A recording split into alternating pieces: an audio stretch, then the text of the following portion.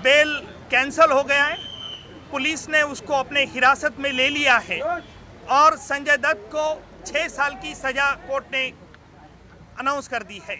इतना ही नहीं तो उनके साथ में बाकी के जो 3 आरोपी थे, जो रूसी मुल्ला को सिर्फ प्रोबेशन यानी माफ़ी के हलनामे पे छोड़ दिया गया है, बाकी के केरसी अर्जानिया को 2 साल की सज़ा हुई है, यूसुफ नलवाला को 5 साल की सज़ा और 25,000 रुपये का जुर्माना हो गया है।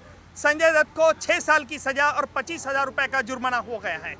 हमने कोर्ट में जो दलील पेश की थी कि सर्कमस्टेंसेस ऑफ द केस देखने के बाद प्रोबेशन ऑफिसर का रिपोर्ट मांगना कोई ज़रूरी नहीं है, ये हमारा कहना कोर्ट ने एक्सेप्ट कर लिया है। हमने कोर्ट के सामने 4 दलील पेश की थी। संजय दत्त का close association with underworld people, हमने ये भी कहा था कि 15 जनवरी 1993 में अनीस इब्राहिम ने समीर हिंगोरा को टेलीफोन किया था और अनीस इब्राहिम ने समीर हिंगोरा का ये बात साफ कह दी थी कि उसके घर पे बाबा चौहान और अबू सालेम आएंगे और उनको कुछ हथियार देंगे, वो हथियार संजय दत्त को दिया जाए। 15 जनवरी को ये बात हुई थी और 16 जनवरी को यानी दूसरे ही दिन संजय दत्त के आवास में समीर हिंगोरा, बाबा चौहान और अबू सालेम गए थे और उन्होंने 3 AK-56 राइफल और 25 हैंड ग्रेनेड, कुछ एम्यूनेशन दिए थे।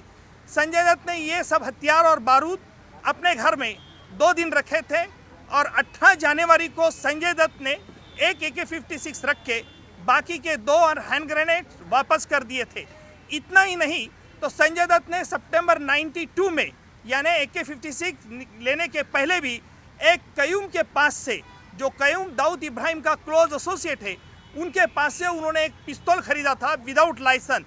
और ये भी उन्हें संजय दत्त ने खुद इकबाली बयान में कबूल किया था कि जैसे ही पहले जो दुबई में दाऊद इब्राहिम ने जो एल्गार पिक्चर के टाइम में फिरोज खान ने जो पार्टी दी थी, उसमें दाऊद इब्राहिम आया था, अनीस इब्राहिम आया था, छोटा राजन आया था और इनसे मुलाकात हुई थी।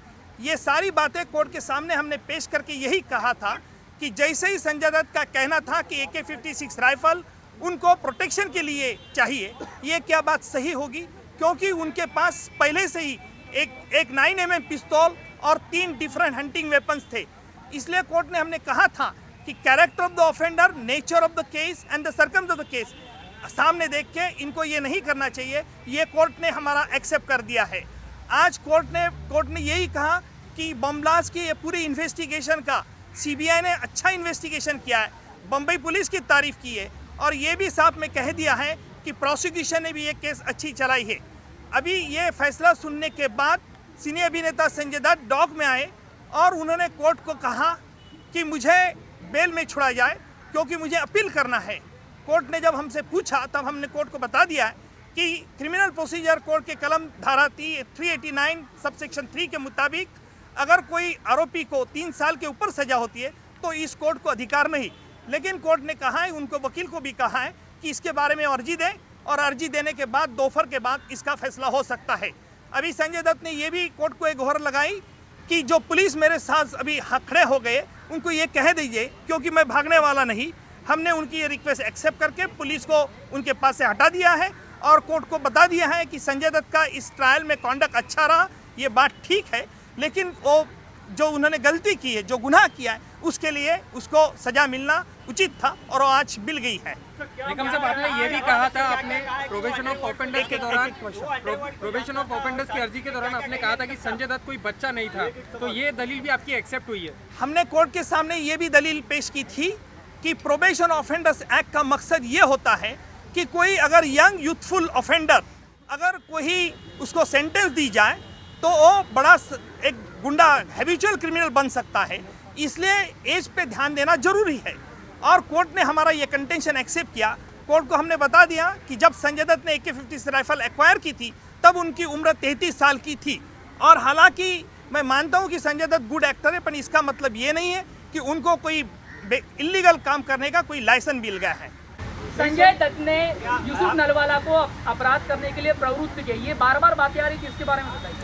देखिए, कोर्ट ने ये कहा है कि जैसे ही संजय दत्त को पता चला बम ब्लास्ट होने के बाद कि AK-56 राइफल उसके आवास में, तो उसने उसके दोस्त को यूसुफ नलवाला को कहा कि वो AK-56 लेके और डिस्पोज ऑफ कर दे। और इसलिए कोर्ट ने कहा कि वो एक तो खुद उन्होंने गुनाह किया है और दूसरों लोगों को भी गुनाह करने के लिए उसने इंड्यूस किया है, इसलिए कोर्ट ने उसको कहा कि ये सर्कमस्टेंसेस के ग्रेव है। निकम साहब, क्या अंडरवर्ल्ड के बारे में आज अदालत ने कहा है कि संजय दत्त जो है जानते थे अंडरवर्ल्ड के काफ़ी सरगनाओं को और वो पार्टी में भी गए थे? ऐसा कोर्ट ने कुछ कहा नहीं है। कोर्ट ने इतना ही कहा है कि जो संजय दत्त ने अपने इकबाली बयान में बात बताई थी कि जैसे दुबई में जो एल्गार सिनेमा का जो प्रीमियर था उसमें जो फिरोज खान ने जो पार्टी रखी थी, उस पार्टी में कौन कौन लोग आए थे, वहाँ किन लोगों से संजय दत्त की मुलाकात हुई थी, इसके बारे में संजय दत्त ने खुद जिक्र किया था। उसके बारे में वही सर्कमस्टेंस हमने कोर्ट के सामने पेश की थी। सर, अब जो कि संजय दत्त को सजा हो गई, माफीनामा नहीं मिला, क्या लगता है किस तरह का संदेश गया है? जो एक दबाव लग रहा था कि अदालत कहीं दबाव में है या कुछ तो दबाव काम कर रहा है। देखिए, इस केस में संजय दत्त के बारे में ना हम पे किसी का दबाव था, ना इन्वेस्टिगेशन पर किसी का दबाव था। जो अपने यहाँ जो ट्रायल चलती है वो फेयर ट्रायल चलती है। दबाव का काम आप मीडिया लोग ने बनाया था, वैसी कोई हालत सिचुएशन यहाँ नहीं थी, क्योंकि एक मैटिनी आइडल होने के कारण, एक सिने अभिनेता होने के कारण, एक सेलिब्रिटी होने के कारण एक ऐसा माहौल पैदा किया गया था कि उनके बारे में कोई नरमी अपनाता है क्या, वैसी नरमी अपनाई नहीं। हालांकि संजय दत्त को ताड़ा के दोषी नहीं करार पाया, उसका जजमेंट देखने के बाद ही मैं आमतौर पर ये हम डिसीजन ले सकते हैं कि क्या उसमें अपील करना उचित होगा या नहीं होगा, लेकिन आप नहीं बता। लेकिन उनके सामने क्या क्या पर्याय है और संजय दत्त के सामने क्या क्या पर्याय है? अभी संजय दत्त के तरफ से कहा गया है, संजय दत्त ने कोर्ट को खुद दरखास्त ये की है कि मुझे और अपील करना है और अपील करने के लिए मुझे मोहलत चाहिए, इसलिए मुझे अभी भी जमानत पर रहने दीजिए। उसने ये भी कहा कि मेरी बच्ची जो अमेरिका में पढ़ रही है उसको मुझे फ़ोन करना है, उसके बारे में फ़ोन करने के बारे में हमारी कोई एतराज़ी नहीं होगा, हमारा कोई ऑब्जेक्शन नहीं होगा। हालांकि जो अभी बेल की मांग कर रही है, इस पर अभी बहस होगी दोपहर के बाद, और बहस पर कोर्ट क्या फैसला करती है इस पर होगा। क्या वही अदालत जो सजा सुना रही है उसको अधिकार है उसकी जमानत करने का? 5 साल की सजा हुई, 3 साल से अधिक की सजा सुनाई गई है। ये बहस अभी कोर्ट में चलेगी। क्या संजय दत्त को बेल मिल सकता है, क्या संजय दत्त को सरेंडर होने को टाइम मिल सकता है, ये बहस दोपहर के बाद कोर्ट में चलेगी, तब तक आप इंतजार करो। आपको क्या लगता है सर? आप कानून के विशेषज्ञ हैं, आपको क्या लगता है? आप कानून के जानकार हैं, आपको क्या लगता है? देखिए, अभी कोर्ट ने हमें कहा है कि इसके बारे में आप कोर्ट में आर्गूमेंट करो, तो मैं मीडिया के सामने इसके बारे में कुछ आर्गूमेंट नहीं करना चाहता हूं।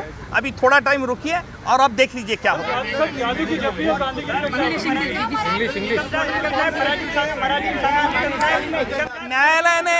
न्यायालय ने और मुझे आज इस बात की खुशी है कि ये 14 साल से लगातार इस ट्रायल में हूँ, सब शुरुआत से इस ट्रायल में जुड़ा हुआ। ये इस ट्रायल में जज साहब बदल गए, आरोपी के कई वकील लोग बदल गए, सरकारी वकील भी बदल गए, लेकिन मैं पहले से ही इस ट्रायल में हूँ। मैं खुश आज इसलिए हूँ कि 14 साल से, क्योंकि ये ट्रायल ऑर्थोड रोड जेल में